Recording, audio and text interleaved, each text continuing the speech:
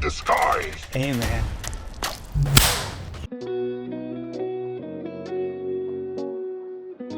Unless it's a Spider-Man movie, I really think Sony needs to stop making MCU movies. It's no surprise that the MCU in general has been in decline for some time, but when it comes to the MCU movies created by Sony, most of the time they're just awful. Earlier this year we got Madam Web, which ended up being a complete failure and gave us one of the most oddly written lines that was only featured in its trailer and not the movie. He was in the Amazon with my mom when she was researching spiders right before she died. And now Sony has given us Venom: The Last Dance, the third and final entry of the Venom trilogy, and honestly, I'm glad it's over. The only reason that the first movie was as successful as it was because it was truly one of a kind, and we had never seen anything like it, as it was an unintentional comedy between Eddie and Venom that worked, and I genuinely found it entertaining and watched it at least 3 times. Once Venom 2 was released, I saw it once and didn't find myself motivated to rewatch it like with the first one. While the wackiness and comedy between Eddie and Venom was present, the overall story and Carnage himself was just disappointing. The movie wasn't nearly as entertaining as the first one, and I think it was below average at best. When it comes to Venom 3, I had mixed feelings about it, but let's get into it. So the plot revolves around the creator of the symbiotes, Null, attempting to retrieve an item called the Codex that resides inside of Eddie's body, and he sends a creature called the Xenophage to locate him. Meanwhile, Eddie is in Mexico and he sees that he's wanted for murder, and he tries to make his way to New York to clear his name. We get some action scenes along the way, and the usual comedic relief between Eddie and Venom is still present, and you'll get the occasional laugh and goofiness that we expect with these two. They eventually end up at Area 51. It's here that the scientists have many symbiotes captured and are being researched. The Xenophage that has been following the duo alerts Null, and he sends more of them, and it turns into a battle between the symbiotes and the Xenophage. Venom ends up separating from Eddie and sacrificing himself to take them out. After the battle, it ends with Eddie making it to New York to see the Statue of Liberty, and we get a montage of the many moments between him and Venom throughout all 3 movies, which finally brings this trilogy to an end.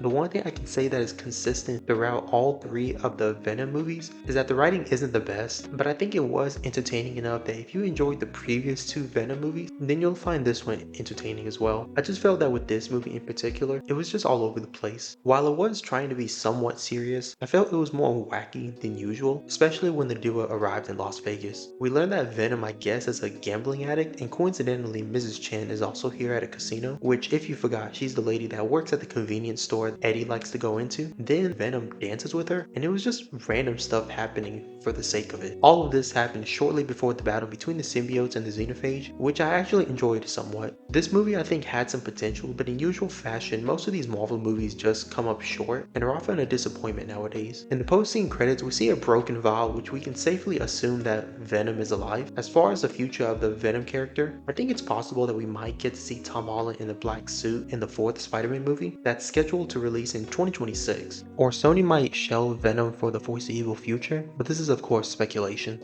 Null is also shown in the post-credit, and I guess he's being teased as the next Thanos level villain. However, I'm getting the same vibe similar to Kang, where he's probably never going to appear again and is just a villain who's being teased for no reason. The entire direction of the MCU just makes no sense at the moment. Overall, Venom: The Last Dance was decent. I wouldn't say this movie was worse than Madam Web, but I was hoping it would have gone in a different direction, and this isn't a movie I plan on rewatching if ever. If I also had to rate the entire trilogy as a whole, it was okay, with the first movie being the best of course, and the second and third movies were subpar. I just wish that Sony would stop with these movies, but unfortunately, they're still releasing another film this year with Kraven the Hunter in December, and after having watched the trailer for that one, it seems it could be okay, but I wouldn't be surprised if the writing for it turns out to be awful. If you're a fan of Venom in general, this was a decent way to end things, and I guess we'll see what Sony has in store for Venom, if he even has a future to begin with.